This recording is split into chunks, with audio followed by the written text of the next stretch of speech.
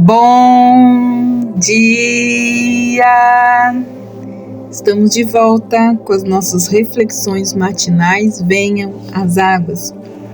Vamos hoje fazer a meditação no capítulo 20 de João. Nós estamos falando a respeito da ressurreição de Jesus. Hoje nós vamos falar do versículo 19 ao versículo 30, onde Jesus aparece aos seus discípulos. Ao cair da tarde daquele dia, o primeiro da semana, estando trancadas as portas das casas aonde estavam os discípulos, com medo dos judeus, Jesus veio e se pôs no meio deles, dizendo: que a paz esteja com vocês. E dizendo isso, lhes mostrou as mãos, o lado. Então os discípulos se alegraram ao ver o Senhor, e Jesus lhes disse outra vez: que a paz esteja com vocês. Assim como o Pai me enviou, eu também envio vocês. E havendo dito isso, soprou sobre eles e disse-lhes: recebam o Espírito Santo. Se alguns de vocês perdoarem os pecados, são-lhes perdoados, mas se o retiverem, são retidos. Jesus e Tomé. Tomé, um dos 12, chamado Dídimo, não estava com eles quando Jesus veio. Então os outros discípulos disseram a Tomé: vimos o Senhor. Mas ele respondeu: se eu não vir o sinal dos pregos nas mãos dele, ali não puser o dedo e não puser a minha mão no lado dele, de modo nenhum eu acreditarei. Passado então 8 dias, os discípulos de Jesus estavam outra vez reunidos e Tomé estava com eles. Estando a portas trancadas, Jesus veio e pôs-se novamente no meio deles e disse: que a paz esteja com você. E logo disse a Tomé: põe aqui o seu dedo e veja as minhas mãos. Estenda também a sua mão e ponha ao meu lado. Não seja incrédulo, mas crente. Ao que Tomé respondeu: Senhor meu Deus e Deus meu. Jesus lhe disse: você creu porque me viu. Bem-aventurado os que não viram e creram. O objetivo deste evangelho: na verdade, Jesus fez diante dos seus discípulos muitos outros sinais que não estão escritos nesse livro. Esses, porém, foram registrados para que vocês creiam que Jesus é o Cristo, o Filho de Deus, e para que, crendo, tenham vida em seu nome. Jesus aparece aos seus discípulos. Seria num domingo à tarde. Os discípulos estavam juntos, talvez no cenáculo onde se encontravam 3 noites antes. As portas estavam trancadas porque estavam com medo dos judeus. De repente eles viram Jesus no meio deles e ouviram a sua voz dizendo: paz. Parece claro que o Senhor entrou no cenáculo sem abrir as portas. Isso foi um milagre. Nós devemos lembrar que seu corpo ressurreto foi um corpo real de carne e osso. Mas ainda ele tinha o poder de atravessar barreiras e de outra maneira agir independente das leis naturais. Essas palavras, paz seja convosco, agora têm um novo sentido, porque Cristo trouxe paz pelo sangue da sua cruz. Os que são justificados pela fé agora têm paz com Deus. Depois de anunciar-lhes a paz, ele lhes mostrou as marcas do seu sofrimento pelas quais a paz foi obtida. Os discípulos viram a impressão dos cravos e o ferimento causado pela lança. A alegria então invadiu o coração deles ao reconhecerem que era verdadeiramente o Senhor. Ele havia cumprido o que prometera: ressuscitara dentre os mortos. O Senhor ressurreto é, até hoje e até a eternidade, a fonte de alegria de todo cristão. É muito bonito nós vemos no versículo 21. Os cristãos não devem desfrutar a sua paz egoisticamente, devem compartilhá-la com outros. Dessa forma, eles enviam ao mundo assim como o Pai o enviou. Cristo veio ao mundo como uma pessoa pobre. ele veio como um servo, ele se esvaziou, deleitou-se em fazer a vontade do Pai, identificou-se com o homem, andou fazendo o bem, fez tudo pelo poder do Espírito Santo. Seu alvo era a cruz. Agora ele disse aos seus discípulos: eu também vos envio. Esse é um dos versículos mais difíceis no Evangelho inteiro. Lemos que Jesus soprou sobre os discípulos e disse: recebei o Espírito Santo. A dificuldade é que o Espírito Santo não foi dado até mais tarde, no dia de Pentecostes. Mas como o Senhor poderia dizer essas palavras sem o evento acontecer imediatamente? Várias explicações têm sido oferecidas. Uns sugerem que o Senhor estava simplesmente fazendo uma promessa de que eles receberiam em Pentecostes.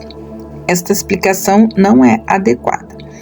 A segunda explicação seria: uns indicam que o Salvador disse realmente isso: recebei o Espírito Santo, em vez de recebei o Espírito Santo. Eles concluem disso que os discípulos não receberam o Espírito Santo em toda a sua plenitude nessa ocasião, mas somente alguns ministérios do Espírito, como um conhecimento maior da verdade, o poder e a orientação para esta missão. Dizem que os discípulos recebem uma garantia ou uma antecipação do Espírito Santo. Já outros declaram que havia um pleno derramamento do Espírito Santo nos discípulos nesse tempo. Isso parece improvável em vista das declarações como Lucas 24:49 e Atos capítulo 1, versículo 4.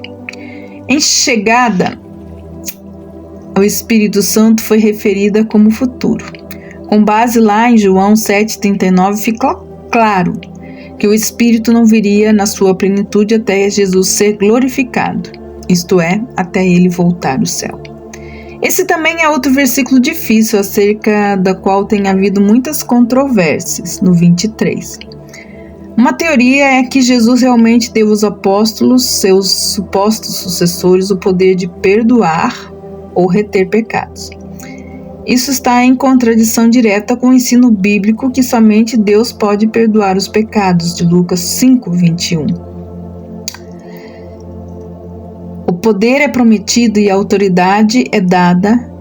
Esta é uma relação à pregação do Evangelho anunciada, em quais termos os pecados seriam perdoados e, se esses termos não fossem aceitos, os pecados seriam retidos. Uma terceira teoria, semelhante à segunda, é aquela que aceitamos, é que os discípulos foi dado o direito de declarar pecados perdoados. Vamos ilustrar essa terceira teoria. Os discípulos saem pregando o Evangelho. Alguns se arrependem dos seus pecados, recebem o Senhor Jesus. Os discípulos são autorizados a dizer-lhes que seus pecados são perdoados. Outros se recusam a se arrepender e não creem em Cristo. Os discípulos dizem que ainda os seus pecados e que, se morrerem, perecerão eternamente. Além dessa explicação, devemos notar que os discípulos receberam autoridade especial do Senhor para tratar certos pecados. Por exemplo, em Atos, Pedro usou este poder, o que resultou na morte de Ananias e Safira. O apóstolo Paulo é visto retendo o pecado de um malfeitor em 1 Coríntios 5, versículos de 3 a 5, versículos 12 e 13, e perdoando o pecado lá em 2 Coríntios, capítulo 2, versículos de 4 a 8. Nesses casos é o perdão da punição desses pecados nesta vida. Sem dúvida, nós não devemos tirar conclusões precipitadas sobre a dúvida que foi transformada em fé de Tomé. Ele foi censurado por não estar presente. Tomé é culpado da sua atitude de incredulidade. Ele deve ter uma prova visível e tangível da ressurreição do Senhor, caso contrário, não acreditaria. Esta é a atitude de muitos hoje, mas isso não é razoável. Até os cientistas acreditam em muitas coisas que não podem ver e nem tocar. Uma semana mais tarde, o Senhor apareceu aos seus discípulos novamente. Dessa vez, Tomé estava com ele. Outra vez, o Senhor pôs entre eles de maneira milagrosa e de novo saudou-os com paz seja convosco. O Senhor tratou de forma amável e paciente seu seguidor incrédulo. Convidou-o a provar a realidade da sua ressurreição, pondo a sua mão no ferimento da lança no seu lado. Tomé se convenceu.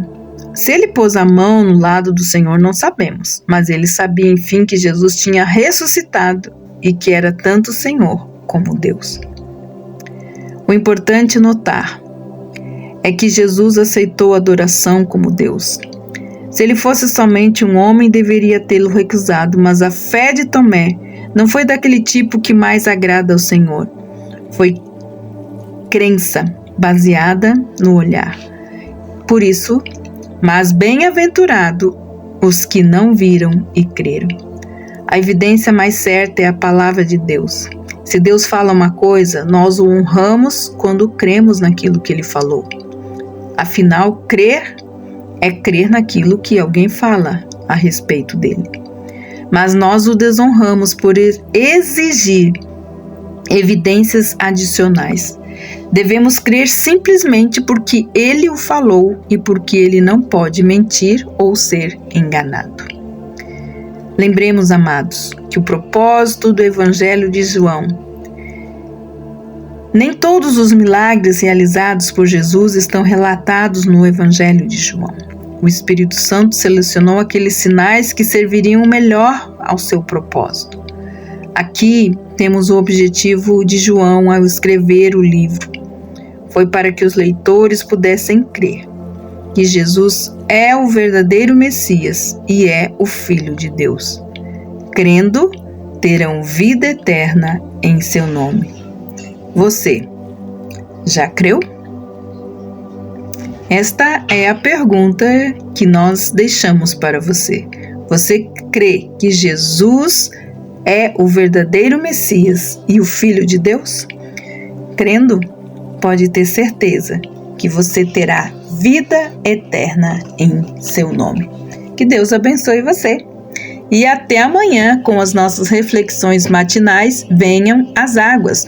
Amanhã nós vamos estar concluindo o Evangelho de João e já traremos novidades. Que Deus te abençoe e até amanhã.